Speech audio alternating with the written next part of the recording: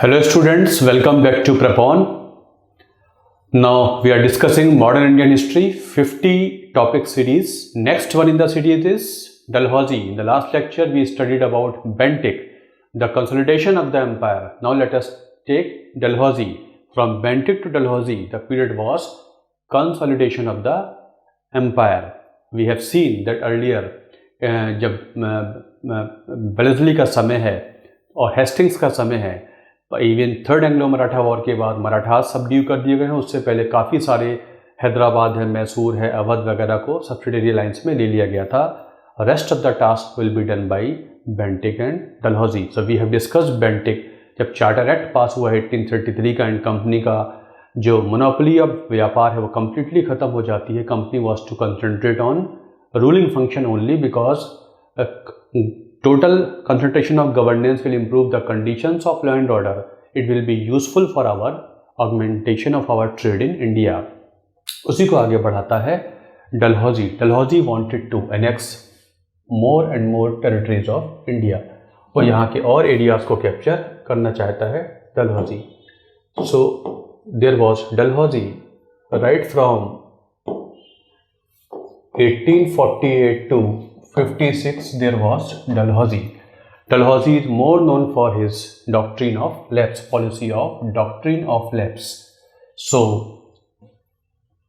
under this policy, if राजा और नवाब और निज़ाम had died, भारतीय राजा निज़ाम या नवाब हैं, उनका कोई अपना पुत्र नहीं है, उन्होंने कोई natural heir to the throne successor नहीं छोड़ा है, in that event the Gaddi will lapse to the British, called doctrine of lapse, if they haven't left any prince of blood.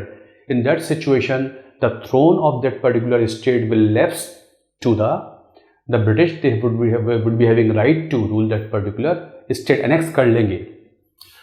Under this होता है इंडियन ट्रेडिशन ये कहता है कि अगर इंडियन राजा या नवाब वगैरह हैं उनके पास अपने बेटे नहीं हैं तो वो फैमिली में से किसी कोलेटरल ब्रांच के बच्चे को गोद ले लेते हैं ताकि गद्दी फैमिली में रह जाए। उसने इस ट्रेडिशन को अलाउ नहीं किया है by policy of doctrine of lapse which said no gaddi shall be allowed to be transfer to adopted son. दत्तक तक पुत्रों को गद्दी नहीं दी जाएगी।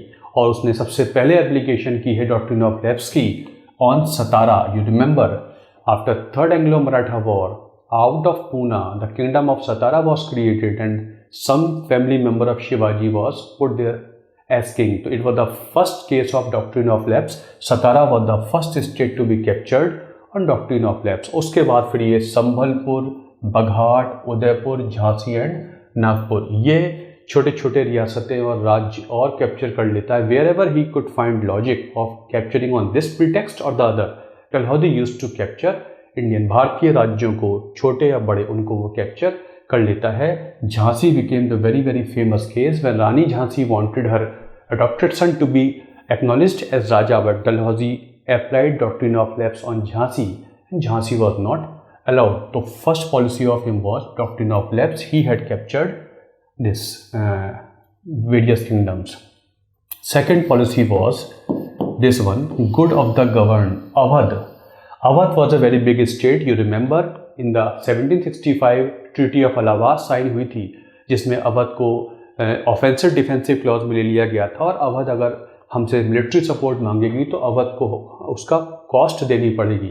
1801 में आई टोल्ड यू कि अवध के साथ सब्सिडियरी अलायंस साइन किया गया है और अवध अब उनको और पूरी तरीके से कैप्चर करना है क्योंकि अवध के बहुत सारे इम्पॉर्टेंट यूटिलिटी है। कमर्शियली अवध बड़ा वायबल है। रियल मोटिव उनका ये है, ग्राउंड उन्होंने मिसरूल बनाया है।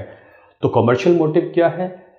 Since late 18th century 3/5 of the supply of indigo, Awadh से जो नील है इंडिगो कल्टीवेशन बहुत होता है और इंग्लैंड की मैनचेस्टर की जो कॉटन इंडस्ट्री है वहाँ कपड़ा रंगने के लिए टेक्सटाइल के लिए भारत से इंडिगो जाता है और ज़्यादातर कहाँ से जाता है? भारत, अवध से। रॉ कॉटन का भी यहाँ से सप्लाई होता है और अवध के नवाब ने उस पर एक्सपोर्ट ड्यूटी लगानी शुरू कर दी है। अवध की कॉमर्शियल वैल्यू बहुत ज़्यादा है। दूसरी बात, अवध बहुत इम्पॉर्टेंट मार्केट है इंग्लैंड की मैन्युफैक्चरिंग कंपनियों के लिए। Immense potential of Awadh as a market for British goods. ये रॉ मटेरियल सप्लाई तो कर ही रहा है, ये कंज्यूमर भी वो बड़ा बनेगा। Commercial need administratively many soldiers in the British Indian army come from Awadh, और एडमिनिस्ट्रेटिवली अवध बिल्कुल नॉर्थ इंडिया के सेंटर में है, अवध का अब डायरेक्टली रूल होना ज़रूरी है। So it was commercial as well as administrative motive by which they wanted to capture Awadh, even though 1801 में वेलेस्ली ने भी डिमांड की थी कि अवध को हम एनेक्स कर लेते हैं, उस समय कंपनी ने अलाउ नहीं किया है। ना Dalhousie had come and he wanted completion of that particular thing, तो उसने फिर इसको कैप्चर करने के लिए बाकायदा एक सिस्टम से चला है। उसने मिसरूल को इंक्वायरी की जाए और वेलेस्ली को अलाउ नहीं किया गया था। स्लीमैन को भेजा है, आप इंक्वायरी करके बताइए कि should Awadh be captured. Sleeman ने रिपोर्ट दी है, बोला है मिसरूल तो अवध में है लेकिन एनेक्सेशन नहीं, इम्प्रूवमेंट यहाँ ज़रूरी है, उसको रिफॉर्म करना ज़रूरी है। तो स्लीमैन ने अलाउ नहीं, अपनी रिपोर्ट में नहीं बोला है 1848-49 में कि मिसरूल है। ओबियसली सब्सिडियरी लाइन सिस्टम में एक नेगेटिव इफेक्ट ये था कि व्हेन इंडियन किंग्स और राजा, निज़ाम, नवाब वगैरह they really didn't have any power, उनके पास कोई पावर नहीं है। जो ब्रिटिश रेजिडेंट है उसके पास सारी पावर्स है। तो मिस गवर्नेंस अगर अवध में हो रही है उसकी जिम्मेदारी किसके ऊपर है? ब्रिटिश के ऊपर है, बट जो बलि का बकरा है वो इंडियन शासकों को बनाया जाता है। फिर ऑट्रम की रिपोर्ट आई है, एट्रम ने भी बोला है yes there is a gross misrule by the, because alliance system में देखा ही गया था कि अब इंडियन राजा के पास पावर नहीं है तो वो अपने सब्जेक्ट्स का इंटरेस्ट भी लूज कर देते हैं, तो गवर्नेंस वाकई में ख़राब थी। तो स्लीमैन और ऑट्रम की रिपोर्ट है, इसके बेस पे उसने अवध को एनेक्स कर लिया है। Now Awadh is a directly ruled territory of the British in India and Awadh became a province. Province वो भारतीय राज्य थे जो अंग्रेज़ों द्वारा डायरेक्टली रूल किए जाते थे। Awadh had become a directly ruled state. Nawab Wajid Ali Shah, the last Nawab of Awadh, was pensioned off to Calcutta and Awadh will be ruled directly by the British on the ground of misrule. This is called policy of good of the governed, means we are doing good of the governed। जो भारतीय राजाओं द्वारा शासित हैं उनका भला नहीं हो रहा है उनके शासन से, इसलिए भारतीयों का भला करने के लिए हम उनको अच्छा शासन देंगे। On this ground we are capturing, annexing Awadh। This way they captured Awadh in 1856। तो this was annexation of Awadh। annexation of Punjab, north western Punjab में उधर देखा जाए तो ये पंजाब है, Kashmir and Punjab, Afghanistan and Iran.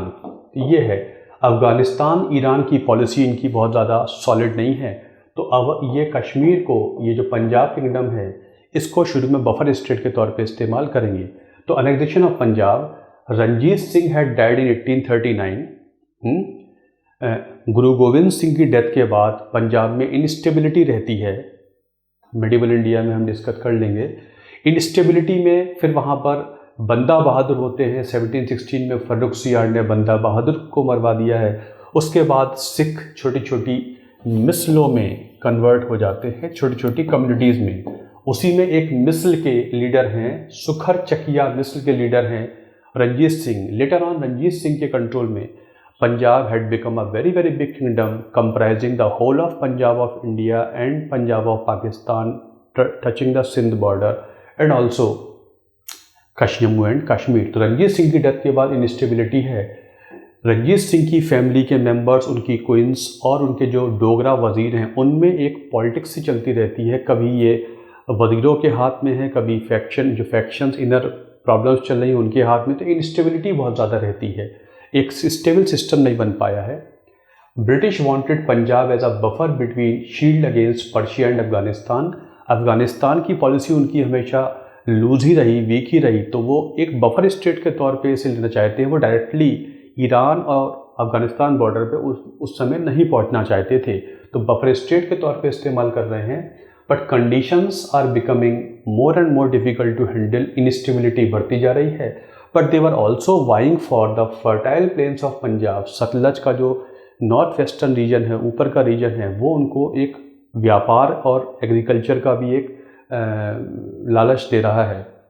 Hence first Anglo Sikh war took place in 1845-46। जब रंजीत सिंह की डेथ के 6 साल में हालात बहुत ज़्यादा ख़राब हो जाते हैं तो फर्स्ट एंग्लो सिख वॉर होती है। जिसमें ट्रीटी ऑफ लाहौर साइन होती है 1846 में with governor general Hardinge one. This is Hardinge one है, हार्डिंग टू 1911 में आएगा। तो हार्डिंग वन के समय साइन होती है पंजाब के साथ ट्रीटी ऑफ लाहौर, जिसमें पंजाब इनके सबॉर्डिनेशन में है, डायरेक्टली रूल अभी नहीं किया है, अभी ये फुल एनेक्सेशन के मूड में नहीं है। तो treaty of Lahore sign between Punjab and East India Company, by which Punjab कुछ हद तक कंट्रोल आ गया है। टेरिटोरियल गेन इनको हुआ है, no annexation but territorial gain, कुछ एरियाज ले लिए गए हैं और एनेक्सेशन अभी नहीं हुआ है। लेकिन पंजाब में इनस्टेबिलिटी है ही, और 1848 में वहाँ के लोकल गवर्नर्स ने रिवोल्ट कर दिया है। गवर्नर मूलराज एंड छतर सिंह, ये मुल्तान का गवर्नर मूलराज है और एक छतर सिंह हज़ारा नॉर्थ वेस्टर्न एरिया जो है उसका गवर्नर है। इनका जब रिवोल्ट हो जाता है तब हालात बिगड़ने लगते हैं, and the whole Punjab army was against the East India company's army and that was difficult to handle. Hence took place second Anglo Maratha war 1848-49, battles at Ramnagar, Chilianwala and Gujarat. Short में याद रख लीजिए 3 बैटल्स हुई थी, Ramnagar, Chilianwala and Gujarat, and it was in battle of Gujarat East India company finally decimated this army of Punjab. This way Punjab को annex किया गया है। Annexation of Punjab took place. Duleep Singh, minor son of Ranjit Singh, was pensioned off to England. उसे pension पे England पढ़ने के लिए भेज दिया गया है। Punjab was annexed in 1849 and was made a province. Now Punjab will be directly ruled by whom? East India company. And Kohinoor जो अफगानिस्तान से इंडिया में आ गया था by Ranjit Singh, Kohinoor was taken over bye east India Company, presented to Victoria of England. This way Kohinoor went to England. तो दलीप सिंह जो minor सन है इसको इंग्लैंड भेज दिया गया है, and this way annexation of Punjab took place. So they have kept annexed Awadh and they also have annexed Punjab. तो bye 1856 जब अवध कैप्चर हुआ है, around 78% of population of India and around 66% of area of India was under the control of British either directly or indirectly. What began in the Battle of Plassey concluded in the form of Battle of this annexation of Awadh. तो पूरे भारत का लगभग 3/4 population, 75% population और 66% करीब area सीधे British rule करते हैं, जिसे प्रोविंस कहा गया है, और बाकी 40% रियासत वगैरह उनके पास हुआ करती हैं। वो जो मैप छोड़ के जाएंगे 1947 में, वो लगभग 1856 तक रेडी हो गया था। तो Punjab was annexed. Now education की बड़ी इंपॉर्टेंट रिपोर्ट डलहौजी के समय आती है, वुड्स डिस्पैच। चार्ल्स वुड, कौन है Charles Wood? Charles Wood was president of board of control. Board of control याद आया? Board of control was started in the provisions of Pitt's India act. Board of control, तो Charles Wood के नाम पर एक report आई है, Wood's dispatch of 1854, the most important report for development of education in India, comprehensive development of education in India called Wood's dispatch. इसके aim क्या है देखिए, development of western education, western arts, science, literature and philosophy. Indian should be trained in the western subjects. इसका aim है educated civil servants, इससे हमें बहुत बेहतर किस्म के सिविल सर्वेंट्स भी मिलेंगे जो हमारी लोअर सर्विसेज में काम करेंगे। Moral development, Indian ethically morally will be improved in the light of western education. जो उनकी पुरानी एजुकेशन, प्रिमिटिव एजुकेशन है, उसके हट जाएगी। और practical vocational skills will improve our what, our trade system in India, manufacturing system in India, जो हमारे लिए यूजफुल रहेगा। इस एम से एक शिक्षा का खाका खींचा गया है कॉल्ड वुड्स डिस्पैच। फीचर्स क्या है? Primary to university education, it was a comprehensive scheme right from primary to university education. Anglo vernacular schools in district, in colleges and universities. शहर में छोटे छोटे स्कूल होंगे जो वर्नेकुलर स्कूल होंगे, college और यूनिवर्सिटीज़ में इंग्लिश एजुकेशन हुआ करेगी। प्राइमरी लेवल पर शिक्षा होगी वर्नेकुलर, देशी भाषाओं में। मिडिल टू हाई स्कूल में होगी इंग्लिश और देशी भाषाओं में, और कॉलेज और यूनिवर्सिटीज़ में होगी इंग्लिश लैंग्वेज में। इट वॉज पहले आपको बताया in the time of who, in the time of Macaulay, it was only English education. Now vernacular education was also given emphasis. It was both for vernacular and English education, you should remember. Private education को भी बढ़ावा दिया गया है. Grants in aid, जो लोग शिक्षा में स्कूल वगैरह खोलेंगे उनको सरकार की तरफ से कंडीशनल ग्रांट्स इन एड भी दी जाएगी, सहायता भी दी जाएगी, ताकि सरकार के फंड्स लिमिटेड हैं, प्राइवेट लोग भी एजुकेशन में काम करें. याद रखेंगे. Besides these points, you should remember there was women education पे साफ साफ बात की गई है, टीचर्स ट्रेनिंग पे साफ साफ बात की गई है, साइंस एंड प्रोफेशनल एजुकेशन पे बात की गई है, department of public instructions, committee of public instruction जो मकौले वाली कमेटी थी वो बंद की जाएगी. हर प्रोविंस में डिपार्टमेंट ऑफ पब्लिक इंस्ट्रक्शंस शुरू हो जाएगा. तो these were the features. It was from primary to university education, Anglo vernacular education right from primary to university education. Primary level पर देशी भाषाओं में शिक्षा होगी, कॉलेज हाई स्कूल तक, इस हाई स्कूल तक होगी एंग्लो वर्नेकुलर, और यूनिवर्सिटी और कॉलेज में इंग्लिश एजुकेशन.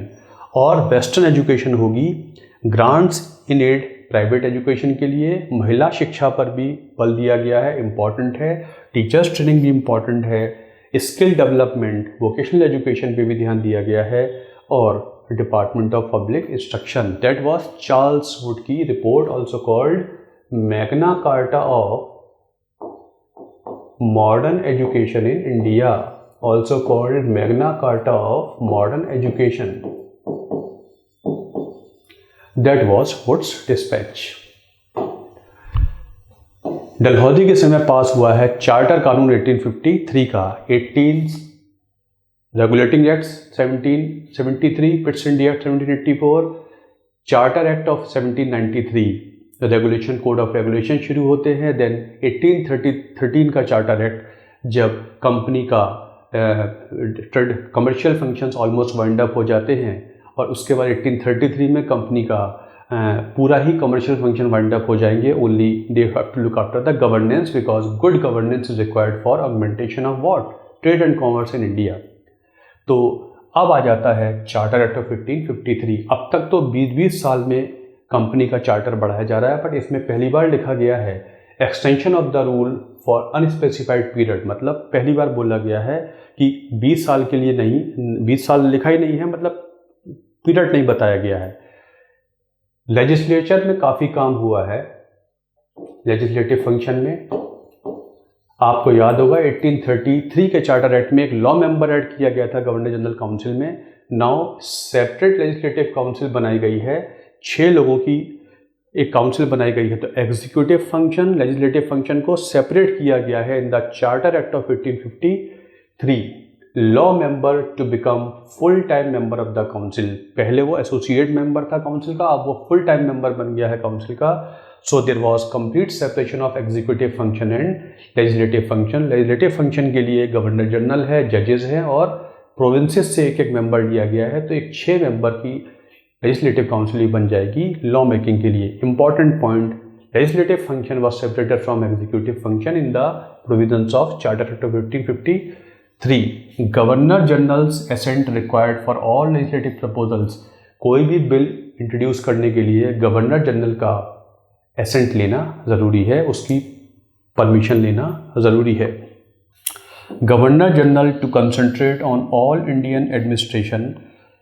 डलहौजी के समय क्या हुआ है कि अब तक क्या था, जो बंगाल, जो भारत का गवर्नर जनरल है वो बंगाल के गवर्नेंस को भी देखता है, लेकिन चूंकि they are ruling over the whole of India, तो अब गवर्नर जनरल ऑफ इंडिया को बंगाल के चार्ज से हटा लेते हैं और बंगाल में एक लेफ्टिनेंट गवर्नर बिठा देते हैं, so that governor general of India can look after the all Indian administration well, अच्छी तरीके से देख सके. तो there was separate governor general of Bengal and governor general shall look after, concentrate on the all Indian system.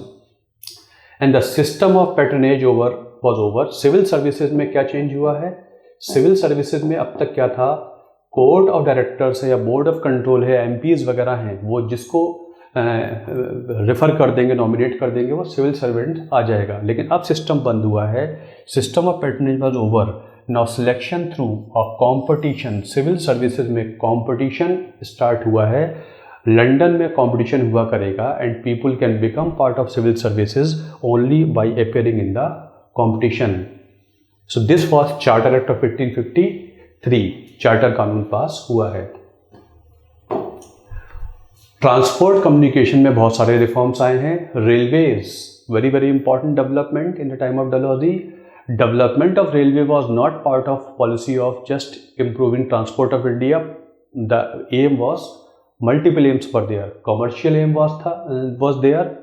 Market मिलेगा, investment मिलेगा। यहाँ से जब रेलगाड़ी जाएगी, डब्बे जाएंगे, इंजन वगैरह जाएंगे, तो स्टील मैन्युफैक्चरर्स को यहाँ इन्वेस्ट करने के लिए स्टील सप्लाई मिल जाएगी। वहाँ के बैंकर्स वगैरह हैं वो इन्वेस्टमेंट कर पाएंगे अच्छी तरीके से भारत में।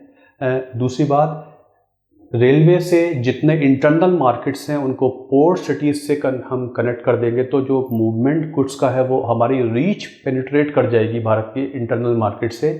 रॉ मटेरियल के सोर्सेज मिलेंगे और साथ साथ जो मार्केट आएगा वो हम सामान भी यहाँ पर डंप कर सकते हैं। More, as I told you कि जब इंग्लिश शासन यहाँ इस्टेब्लिश हुआ है तो रिएक्शन हमेशा देखा ही गया है, चाहे ट्राइबल रिवोल्ट्स हों या सिविल रिवोल्ट्स हों या सिपाहियों के विद्रोह होते ही रहे हैं। इस रिएक्शन को हम कंट्रोल नहीं कर पाते हैं क्योंकि आर्मी का स्विफ्ट मूवमेंट नहीं हो पाता है, इसलिए एडमिनिस्ट्रेटिवली भी ये रेलवे इस्तेमाल आएगी so that we can mobilise the troops to control the revolts also. तो मल्टीपल ऑब्जेक्टिव के साथ railway was started in 1853। Railway was started, first train ran from Bombay to Thane. And remember, railway was started by private investment with guaranteed 5% return. Private व्यापारी यहाँ पैसा लगाएंगे, उससे उनको 5% dividend मिलेगा ही मिलेगा। भले रेलवे से यहाँ भारत में फ़ायदा, रेलवे इतना रेवेन्यू जनरेट कर पाए ना कर पाए, बट 5% डिविडेंड उन व्यापारियों को मिलेगा ही मिलेगा। You should remember, railway was started not by government but by private investment initially, बाद में गवर्नमेंट टेक ओवर कर लेगी। So there was railway with multiple functions. Post and telegraph system, again it was important. Unification of communication system in India. First telegraph line from Calcutta to Agra was opened in 1854. Telegraph system start होता है, communication network start हो रहा है, जो administratively बहुत important tool है governance का, वो स्टार्ट होता है। पोस्ट ऑफिस एक्ट स्टार्ट होता है। पहली बार डलहौजी के समय पोस्टल स्टैम्प्स शुरू हुए हैं यहाँ पर, और यूनिफॉर्म रेट ऑफ हाफ आना पर लेटर हुआ है जो सोर्स ऑफ रेवेन्यू जनरेशन भी बना है। अब जितनी भी डाक जाया करेगी वो हाफ एन आने का टिकट लगेगा, जिससे कंपनी के लिए रेवेन्यू जनरेशन भी होगा। सो टेलीग्राफ सिस्टम हो या रेलवे सिस्टम हो, ट्रांसपोर्ट कम्युनिकेशन ने एडमिनिस्ट्रेटिव माइलेज बहुत दी है ईस्ट इंडिया कंपनी के रूल को। Dalhousie has been called as father of Indian telegraph. Dalhousie को बोला गया है father of Indian telegraph. By the way you should know, 2013 में भारत सरकार ने टेलीग्राफ सिस्टम को वाइंड अप कर दिया। 1854 में लगभग ये शुरू हुआ था और 2013 में सरकार ने इसे वाइंड अप कर दिया। तो डलहौजी के कुछ रिफॉर्म्स, ये इंपॉर्टेंट रिफॉर्म्स वगैरह हैं। अदर रिफॉर्म्स, सोशल रिफॉर्म उसने किए हैं। विडोज रीमैरिज एक्ट पास हुआ है, फीमेल इन्फेंटिसाइड पे काम किया है। Ishwar Chandra Vidyasagar, Ishwar Chandra Vidyasagar,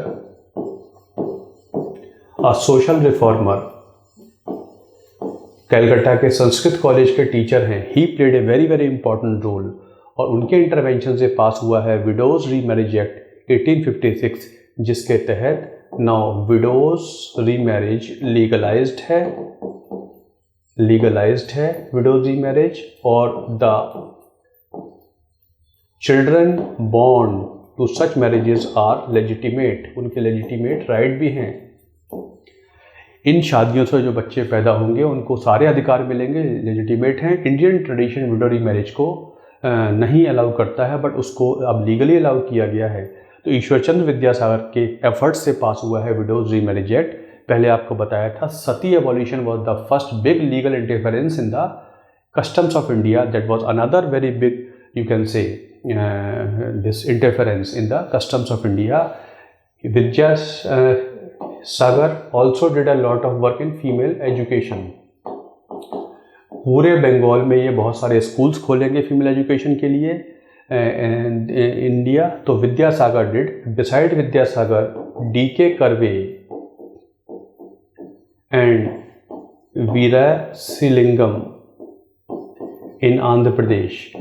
These two people are also did lot of work in female education. इन्होंने महाराष्ट्र में फीमेल एजुकेशन पे बहुत काम किया है. And he also, Veeresalingam also did lot of work in widows development, female development with education और remarriage. So Ishwarchand Vidyasagar, DK Karve and Veeresalingam Pantulu, ये 3 नाम याद रखिएगा. They had done lot of work for development of women in pre independent India. Military female infanticide ख़त्म किया है. जो tribal custom है उस पर काफ़ी रोक लगाई है. Shimla had become the summer capital in India in the time of Dalhousie, और आर्मी हेडक्वार्टर्स भी शिमला को बनाया गया है. ऑर्डिनेंस डिपो कलकत्ता से मेरठ आ गया है. डलहौजी के समय जो शास्त्रागार है it was shifted from Calcutta to Meerut, और मेरठ से ही रिवोल्ट ऑफ 1857 हो जाएगा. तो कुछ रिफॉर्म्स उसने ये भी किए हैं डलहौजी ने.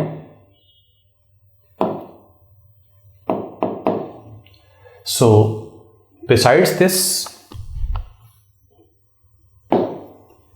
ही ऑल्सो, डलहौजी ने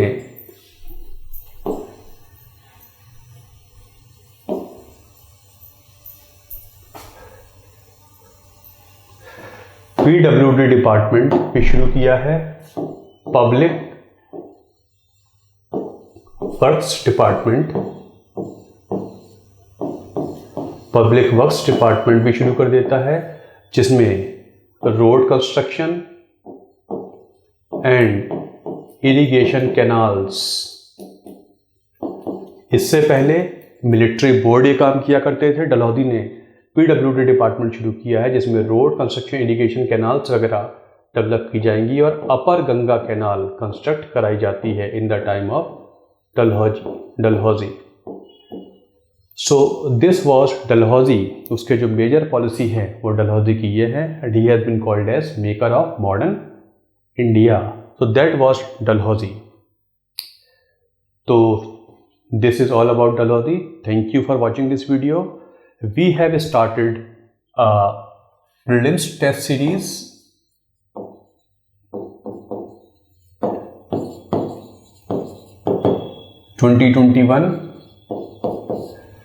जिसमें जो 14 तारीख से कल से शुरू हो रही है. And the fee is ₹1000. 1000 रुपये इसकी फ़ी है इंक्लूडिंग GST. इस पर 7 सेक्शनल टेस्ट है. पॉलिटी का, एक हिस्ट्री का, एक आर्ट एंड कल्चर का. ज़्यादा एम्फेसिस मैंने फुल लेंथ टेस्ट पे दिया है. इसमें 8 फुल लेंथ टेस्ट हैं. सो ऑनलाइन अवेलेबल है. यू कैन विजिट prepon.in, और सारे क्वेश्चंस के रिटन एक्सप्लेनेशंस आपको दिए जाएंगे इसमें. तो you can join this test series from 14 February. It is starting from tomorrow. 1000 rupees में आपको 18 टेस्ट और बहुत ही अच्छे क्वेश्चंस इसमें बनाए गए हैं. मेरे सब्जेक्ट्स के क्वेश्चंस मैंने ही बनाए हैं, और फुल एक्सप्लेनेशन के साथ आपको ये मिलेंगे. रिटन एक्सप्लेनेशंस आपको सप्लाई किए जाएंगे. So I hope you will join this test series. It will benefit you a lot for your exam. Thank you very much.